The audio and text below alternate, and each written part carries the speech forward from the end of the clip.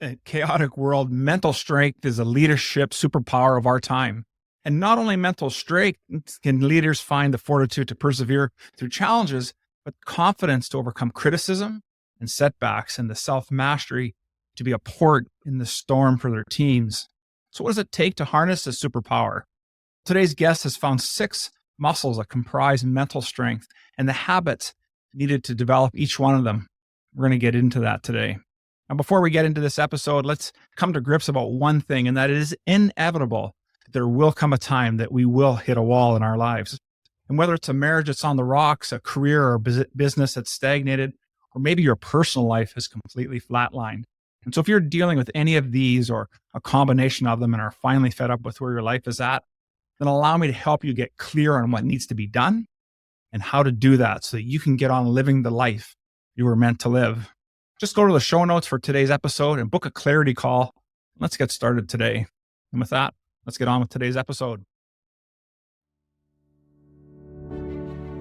The average man today is sleepwalking through life, many never reaching their true potential, let alone ever crossing the finish line to living a purposeful life. Yet, the hunger still exists, albeit buried amidst his cluttered mind, misguided beliefs, and values that no longer serve him. It's time to align yourself for greatness. It's time to become a revolutionary man. Stay strong, my brother. Welcome, everyone, to the Revolutionary Man podcast. I'm the founder of the Awakened Man movement and your host, Alan DeMonso. I want you to consider a couple things. As we listen to today's episode, would you consider yourself to have a mental strength in all areas of your life? Or do you have some areas that you need to build more mental strength? Think of it this way. Throughout the ages, the pressures of being a husband and a father and leader has never been higher than it is today. And now we choose these roles because we are called to provide, to protect, and preside over our families. And that can take a toll on any man, especially if our mental toughness muscles are underdeveloped. And while there is a lot of pressure for us to perform, it doesn't have to be at a cost to our health or our well-being. And so all we need is some guidance. Today, my guest intends to do just that as he shares some strategies on what we can do to build some mental strength. And so allow me to introduce my guest. Scott Mautz is the author of The Mentally Strong Leader, and he's the founder and CEO of Profound Performance. It's a keynote training and coaching company and is a former Procter Gamble executive. Scott's ran 4 of the largest multi-billion-dollar companies or businesses, and he's also a multi-award-winning author of several books. Some to mention are Leading from the Middle, Find the Fire, and Make It Matter. And so he's been named the CEO thought leader by the Chief Executives Guild. And I'm so happy to have Scott here on the show. How are things today, my friend? Thank you so much, Alan, for having me on. I'm hoping to bring revolutionary or at least evolutionary wisdom and thoughts and insights to the table today. It's great to be here.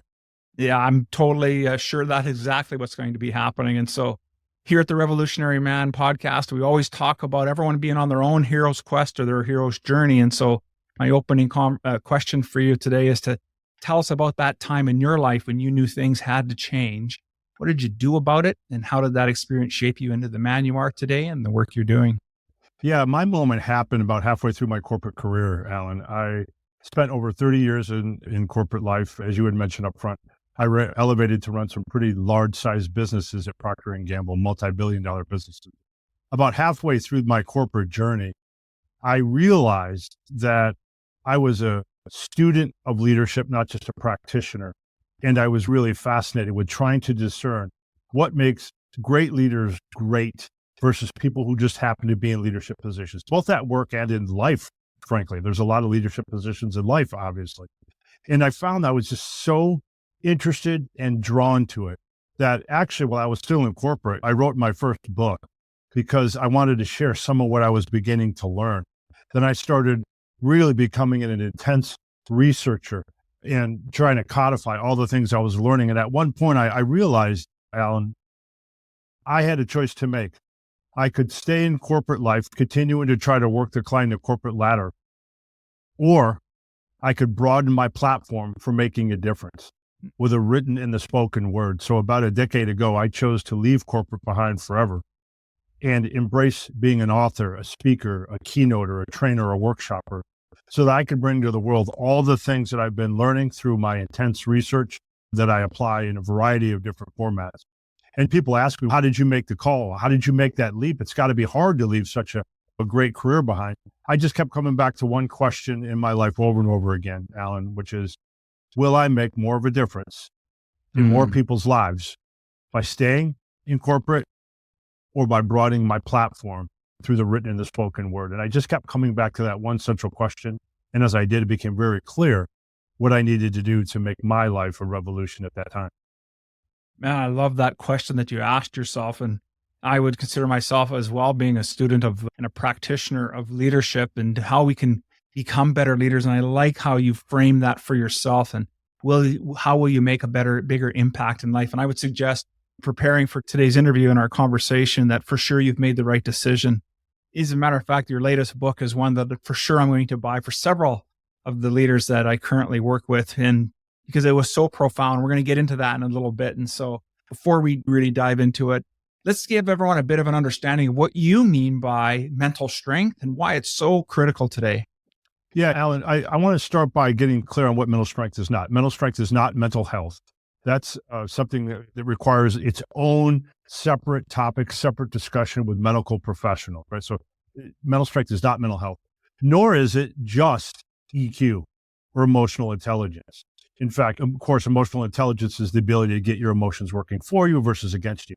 EQ is a part of the broader umbrella of mental strength, which I define as the ability to regulate not only your emotions, but your thoughts and your behaviors productively, even in adversity. And I think I would argue, especially in adversity, to shorthand it, it's how we manage internally so that we could lead better externally at work and in life. And here's the thing, Alan, why I think it's so important. Most of us intuitively understand that if you want to succeed at work, if you want to succeed in life, you have to be able to self-regulate emotions and thoughts and behaviors. I think you know that. I think your listeners already know that. But here's the thing. This just in. Breaking news for you. It's really hard. It is really hard in today's world that is more chaotic than ever, has more sparks of self-doubt that are created, in a world where we can't even agree on what the facts are at times, where we're becoming more divided, more distraction. Mental strength has become more important than ever. And I believe it is the superpower for the next decade. It is the next EQ for the next decade. You're going to start hearing about it for the next decade because it's a level above empowerment in EQ. And Alan, it could be the only thing that can explain why The Mentally Strong Leader, my new book, is off to such a hot start, and why a course that I teach on LinkedIn Learning called 10 Habits of Mentally Strong People will have over 250,000 people will have taken it by the end of this calendar year. It speaks to the power of this idea that some of you may not have heard the term before, mental strength, and why I'm so excited today to dive into it deeper and talk to your audience about it. I just love, Scott, the way you've really positioned this, because you're absolutely right. And while it builds on a Stoic philosophy, really, of temperance, I should say, in that how we regulate ourselves. I can't remember who the quote is, but it talks about that there's that space between what our thoughts are and how we react to it. And it's in that time frame of how we choose.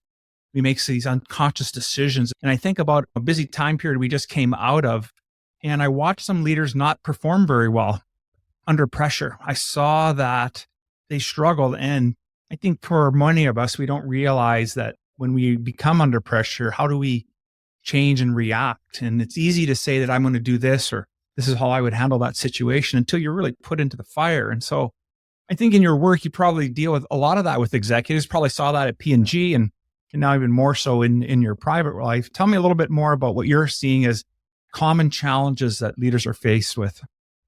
Yeah, and I think it goes to the challenges of mental strength if you don't have all the proper mental muscles. And I'll explain. Excuse me. I'll explain. If mental strength equates to 6 core mental muscles, and there's a common thread to all of them, which I'll explain in just a second. Then I'll answer your question directly out. Mental strength consists of fortitude, confidence, boldness, decision-making, goal focus, the ability to keep yourself and your organization focused on their goals, and what I call messaging, the ability to positively message to the folks around you, even in the face of negativity, so that you're not bringing the culture down, you're lifting the culture up.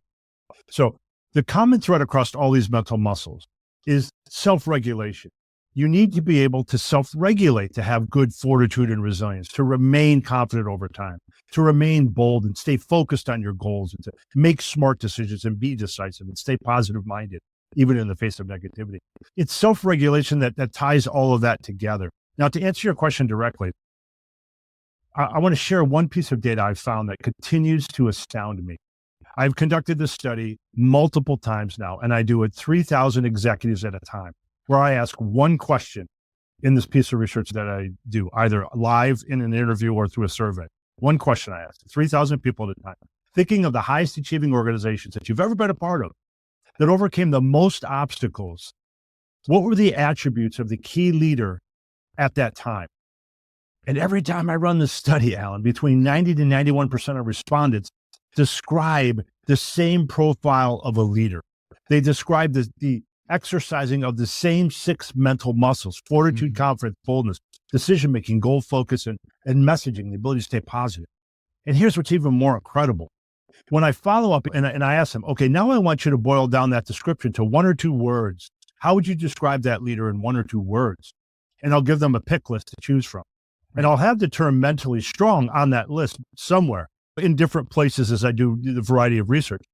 95% of the time, they then circle the words mentally strong. And in interviews, I see their eyes light up. Yeah, that's it. That's the term that helps describe them. So I believe that mental strength is emerging as the term we've been looking for a long time to describe the leaders that excel in moments of adversity, the leaders that help us achieve disproportionately. So now to answer your question directly, what I see in organizations that the leaders aren't doing well, where they're not achieving, it tends to really surface in adversity. And when you dig deep, it tends to be because the leaders are not mentally strong, exhibiting the 6 mental muscles that I talk about here, right? Does that surprise you, Alan, to hear that? Yeah, I'm not surprised at all. And I would wonder, or I think that how much does that also show up? Because I mentioned in the intro, in all areas of our life. Yeah. And so does this also happen for them when the chips are down at home or in their other parts of their personal life? And because I think we tend to have, as humans, we have behaviors that are just embedded in us. And until someone can shine a light on it. And I'm glad that you made the distinction that it's not about, while EQ is a part of it, it's bigger than that. Yes. And so really the genesis of the question for me was really getting an understanding of also what can guys do. I know in chapter 2 of your book, you have, I think it's 50 questions to give them a sense of where you're at. I really love those questions. That's what really intrigued me about wanting to take this a little bit further with some people that I know, that what's the tool for them? And maybe it is EQ. Maybe it's that thing that happens just before we react. Yeah. And what is that first mechanism that happens that gets them to stop and think and go, wait a second, is that the outcome that I'm looking for?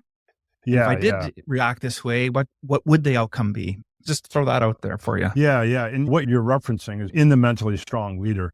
It took me probably 3 years to develop this, working with data scientists. There's a mental strength self-assessment that you can take. 50 questions that have been proven to validate, correlate to the definition of mental strength.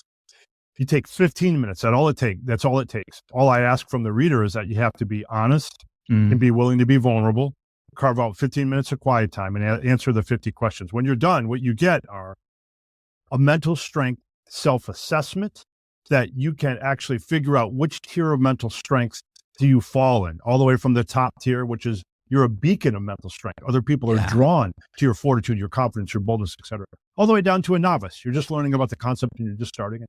No answer is any better than the other. It's all about you and your journey.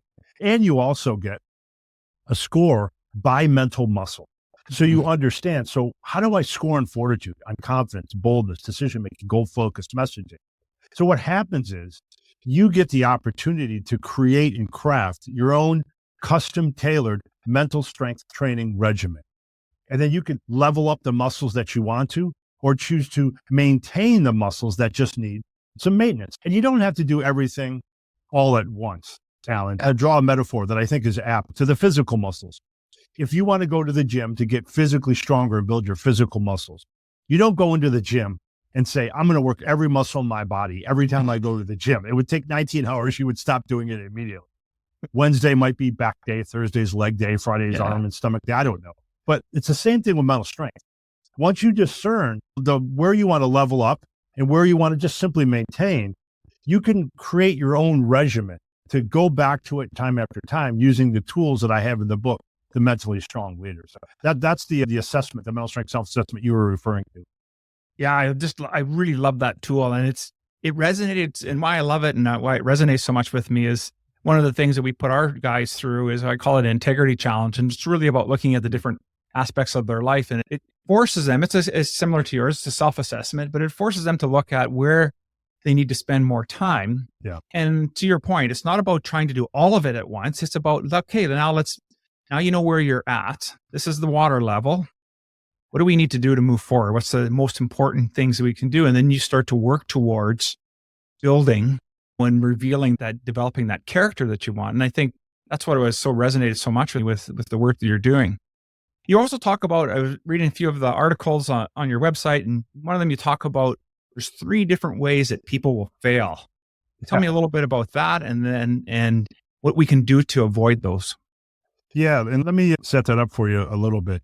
Within the book, The Mentally Strong Leader, there's a big thing that we have to work on. Many people have to work on is their confidence muscle. It's probably not surprising that confidence is a big part of mental strength, right? And so I'm going to get to your question directly in just a second. I'm just going to set it up here. What people need to understand, though, is that confidence is not, N-O-T, it is not the absence of doubt. It is your ability to manage your relationship with doubt. Because we all have a relationship with doubt, Alan. Out of the thousands and thousands of people I've interviewed for The Mentally Strong Leader, what I can tell you is even the most confident people would not tell you, oh yeah, doubt is never present for me. It's there. It's just in how you manage it. And there's a tool in the book, The Mentally Strong Leader, called the doubt continuum, which asks you to constantly be monitoring your relationship with doubt. And think about the continuum very simply for those of you listening out at home. Think about the continuum. There's 2 ends of the continuum, and either end is a danger zone. On one end of the continuum, you can be overconfident. You believe you have all the data. You don't need to talk to anybody. You just want to find the decision that you want. You can blow through red light signals. The other danger zone is where you're paralyzed by a fear of failure. And that's where I'm going to come back and answer your question. By the way, in the middle, you want to fall in the doubt continuum in the middle, where you're either perfectly confident, balancing your gut and your instinct with data and outside opinion, or you're embracing healthy doubt, where you're acknowledging, okay, I don't know everything here, but I believe in my ability to figure out things along the way, and it's okay that I don't know everything. The danger zone you're talking about now, to get directly to your question, is where we let doubt enter the place where we actually become paralyzed by fear of failure. And in the book, The Mentally Strong Leader, I share several mental reframes to rethink the way you think about failure. And one of my favorite ones is what you're referencing, which is to remember that in truth, there's only 3 ways you can actually fail: when you quit, when you don't improve, or when you never try. And that's just one set. Another one of my favorite reframes is failure is never, ever a person. It is only an event. It's only a point in time. Another reframe, that pit that you feel in your stomach, Alan, before you're about to try something that makes you really nervous, that you're afraid you're going to fail at, that pit is there. That feeling is there to tell you that something must be worth it, because if not, you'd be feeling nothing. Yeah. So the book is filled with reframes like this to help people overcome what is the antithesis of confidence, which is a fear of failure. Yeah, absolutely. I really appreciate how you really frame that. And the thing that came to my mind when you're talking about failure and looking at it from, that's not about the person. One of the things that we spend time in my life working on is really about the lean principles. And we always talk about in lean principles is that it's process over person. And so what I was attempting to do, where did it fail? So what part of that process did I miss, didn't do well, needs work on? And then you can start to work on that versus staying with and beating ourselves up about it. And I think that just becomes inherent, especially, and I'm glad you brought up, and it's a great question on which one of the six was the ones that people tend to struggle with the most. And I'm not surprised to hear that confidence would be there, because we are reluctant to try something new, especially as we get older and we get set. We've had some experiences, maybe things didn't always work out. And then we get into this mindset of trying or for a lack of trying because we don't want to fail. And really it's about failing forward. What are your thoughts on that? There's all kinds of, I couldn't agree with you more, Alan. And there are all kinds of degradations of confidence too. Again, in the Mentally Strong Leader, another tool I have is called the self-acceptance scale, that a lot of confidence comes from a willingness to accept yourself and who you are and where you're at in your life's journey. So again, if you think, your listeners think about a continuum or a scale, on the left-hand scale is where your self-regulation levels are optimal. You're self-regulating your emotions, your thoughts, and your behaviors, keeping the positive ones, discarding the negative, such that you have high levels of self-acceptance. And then there are degradations along the way as your self-regulation wears down. You go from self-accepting to the first sign of trouble, where you start seeking approval. You start chasing instead of chasing authenticity, you start chasing approval. Then there's another degradation of confidence where you begin to compare to others, irrelevant others, which is something I still have to work on, forgetting that the only comparison that matters is to who you were yesterday and whether or not you're becoming a better version of yourself. And then we could degrade even further in our confidence. We could start to engage in negative inner chatter. We can get to the point moving along that spectrum where we actually believe we're not enough. Yes. And then we can keep going all the way to the end of the spectrum where we actually engage in imposter syndrome, the opposite of self-acceptance, where you're not accepting who you are, where you got and how you got there, your skills and your experiences. So to understand all these degradations of confidence on the scale tells you how complex confidence can be, how quickly it can erode in how many ways. And that helps explain why it's such a common muscle that people have to focus on to build. Yeah, absolutely. And then that scale really helps us put a sense of where it is that we're at. And so much of our lives are built around the stories that we've told ourselves and from our experiences. And then the challenge is the older those stories get, the more the story has changed and been embellished. And sometimes it's in a good way and it helps propel us forward. But I find that many times in the men's work that I'm doing and in my own life that it hasn't served me any longer. And so I create and move these limiting beliefs forward. And I think in your work, you also talk about helping people overcome some limiting beliefs and self-sabotage. So let's talk a little bit about that as well. Yeah, I think it's a really important point that, Alan, I bet if I asked you to list 2 or 3 limiting beliefs that you've had in your life, I bet you could quickly list them out. And I'm going to bet that also, whether or not you realized at some point, like you said, they weren't serving you very well. They became labels, no longer stories. They became labels. Then labels become beliefs. Beliefs become values. Values become actions. Yeah. Actions become patterns. And what happens is that if you don't replace these limiting beliefs with empowering beliefs, they continue on their own, unimpeded. They become truths that you believe. And you simply need to intersect in a way on yourself and ask yourself the key questions that you need to discern, why do I have this limiting belief? Where did it come from? Would people that know me agree with this limiting belief that I have? Would they accept it? Would super achievers in jobs like mine that have accomplished a lot believe the limiting belief that I've put upon myself? And I have a whole series of questions and a whole process that you can follow in the Mentally Strong Leader to help unearth what your limiting beliefs are and replace them with empowering beliefs, as well as identify your limiting behaviors and replace them with empowering behaviors. Absolutely. And that train that you just built for us, that chain of events is really how our life unfolds. And when we can recognize it, and your work is so similar to some of the stuff that we're trying to do here with guys to help them understand that My personal belief is that there isn't anybody coming to save us or to save me. I have to Yeah. save myself.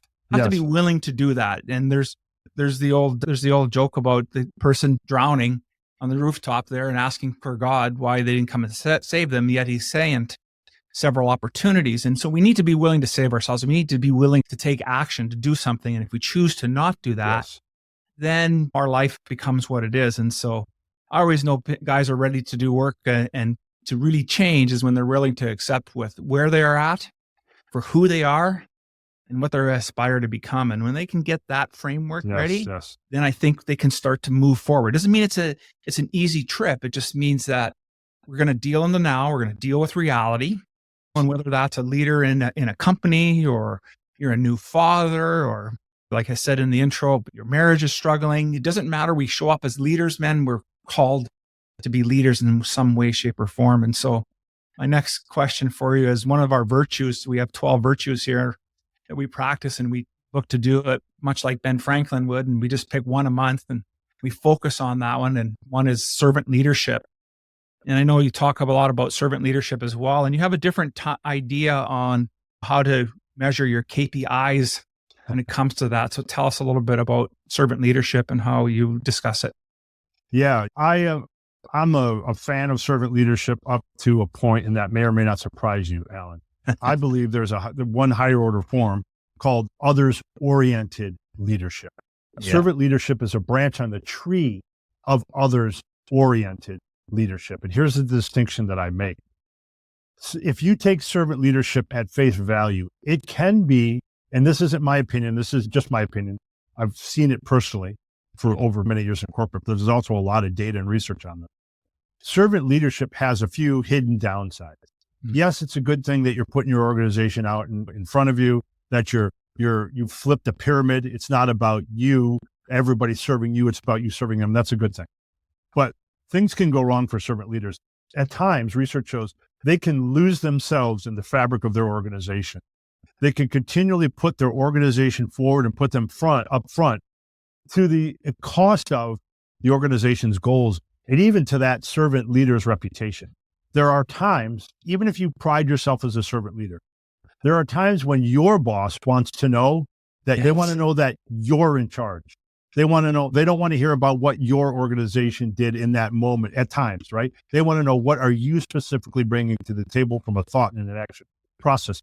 And servant leaders with all good heart and good intent can lose the fact that sometimes the leaders need you to be in front.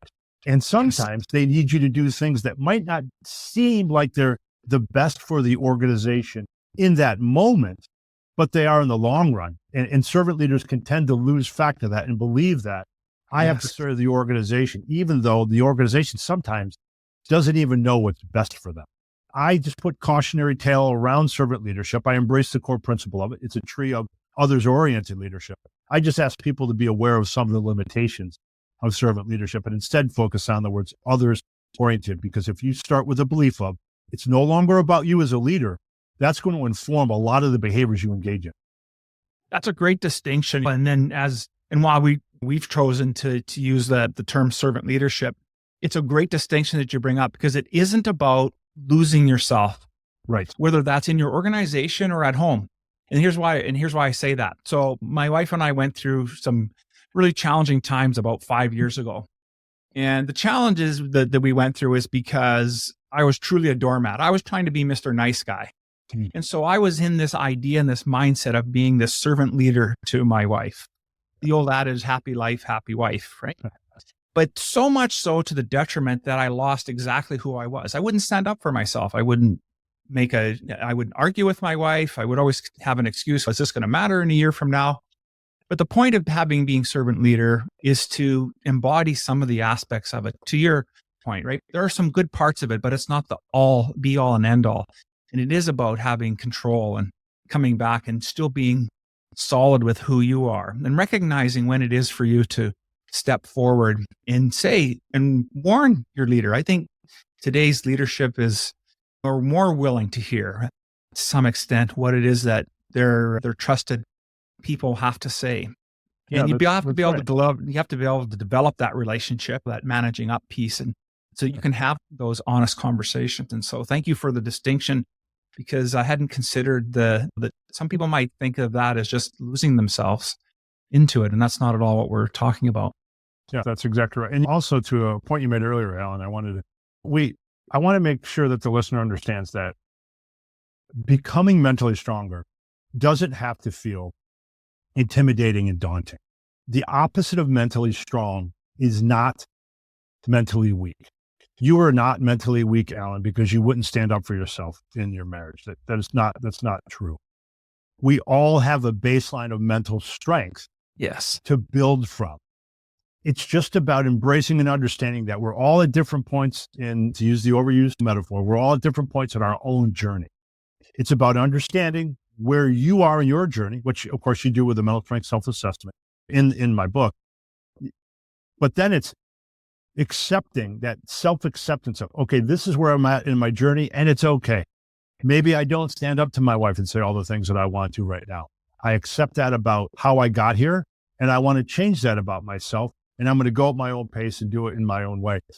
It's okay. We can all I teach this stuff, Alan, and I have many things to work on in mental strength. I'm telling you earlier, I still have to work on comparing to irrelevant others.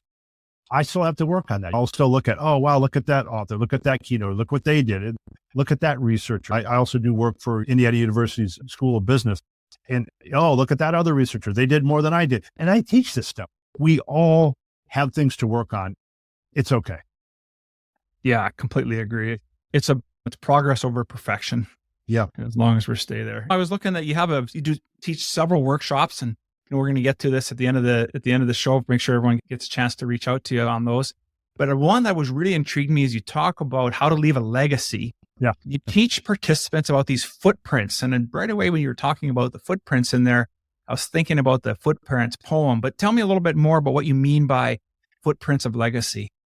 Yeah, it's a very popular talk for a lot of companies because it's about the power of getting employees to understand that you are in a pivotal moment in your life right now. You just need to choose to see it that way.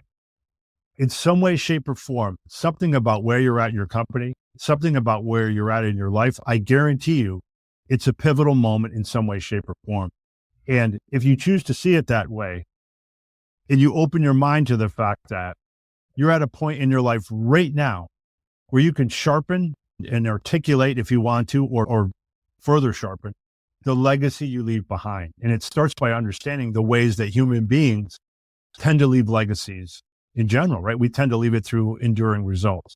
We leave it through our relationships that we build with others. We leave a legacy in the values we choose to live every single day, in the knowledge we choose to transfer to other people, in the stories that are told about us each and every day. And so I help the audience to understand, you may not have realized it, but you're leaving a legacy whether you want to or not. Why not be intentional about it? Here's how to be more intentional about it so you can leave the legacy behind that you want when all is said and done. I just love how you put that together. It makes a lot of sense. And I think we do really need to recognize, whether we're conscious of it or not, the things that have happened yesterday are parts of our legacy, and it takes a lifetime to build character, and it just takes moments to lose it. And so having a legacy and being consciously aware of what we're doing makes a lot of sense. Yes. The other thing I noticed that you talk a little bit about as well is momentum. And I was thinking about this in a sports analogy, that how momentum shifts and changes. We just came through the NHL Stanley Cup playoffs. And as I said in my intro, sometimes in our lives we feel that our personal lives have flatlined. And so momentum might not be at a peak for us. And yet we barely even consider this as something that we would do in our personal life. We consider it maybe in business. And so how is momentum tied into mental strength? What we can do to reclaim it and harness it? Yeah, I think the most important thing to do is, any championship team will tell you, Alan, that momentum is maybe the most difficult thing to keep. That's why dynasties are dynasties. They're so hard to build in the sports world. And momentum is such a precious commodity. And the momentum of building your mental strength is even harder, because we talked about, look, building your mental strength, it's hard. Self-regulation is hard. So the arm around you, the arm around your listener, if you will, that guiding hand, is based on habit building science. If you can build the habits to become mentally stronger, that's going to be more likely to help you maintain momentum when you start getting it. And I'll explain how. So, for example, in the Mentally Strong Leader, there are over 50 plus tools that are all based on habit building science. And habit building science says that if you want to make a habit, you have to get repetitions in. Mm-hmm. Just like if you want bigger biceps, you got to go to the gym and you got to do repetitions of curls, right? So if you want to get repetitions in, you need systems and frameworks in place to help you do that. All 50 of the 50 plus tools in the Mentally Strong Leader, they're all either systems or frameworks that are based on habit building science to help you figure out what's the first small step you take. What's the next step? What do you do in moments of weakness when you feel that momentum starting to slide away? And if you have these habits in place, these systems and frameworks in place, it makes it so much easier to maintain the momentum you're starting to build in becoming mentally stronger. That's why the subtitle of the book, Mentally Strong Leader, is to build the habits to productively regulate your emotions, your thoughts, and your behaviors so that you can get a little bit of momentum. And then once you get it, you can grab onto it, hold on it, because it's become a part of your system and a part of your life. Yeah, I love that. Absolutely. It is all about habits and developing the best habits we can that allows us to move forward. So I think that's awesome.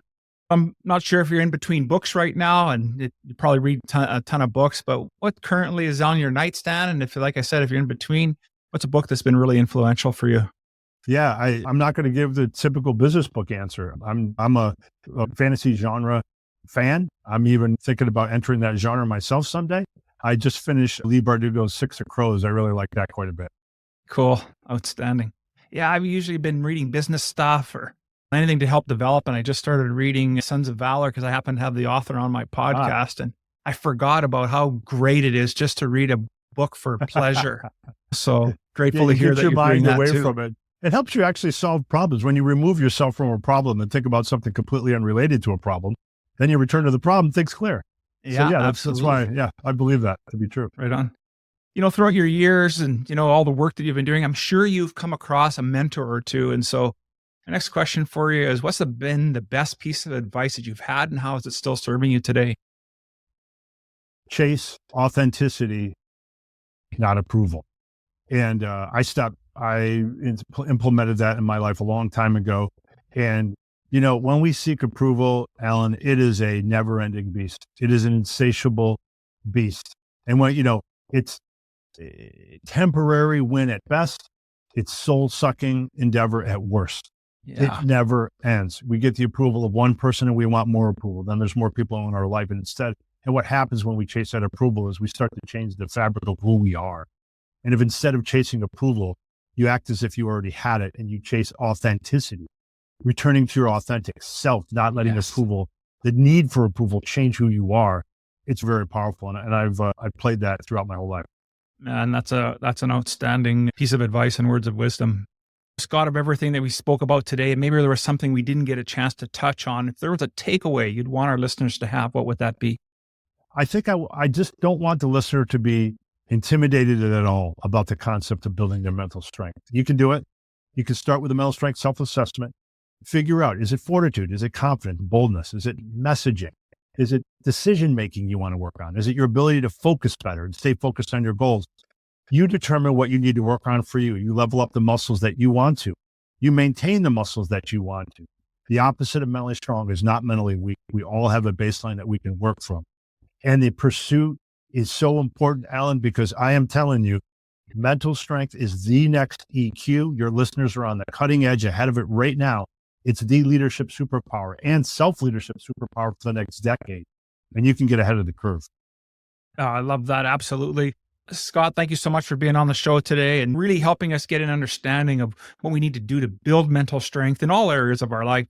And so if men are interested in getting a hold of you and participating in your work, what's the best way that they can do that?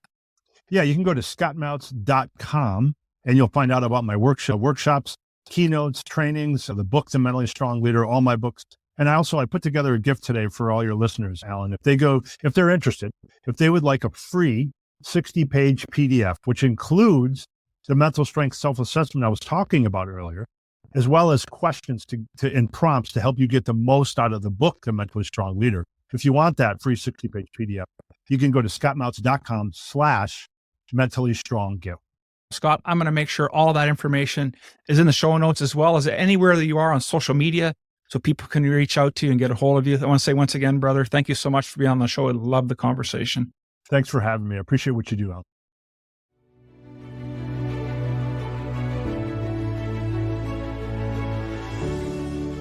Thank you for listening to the Revolutionary Man podcast.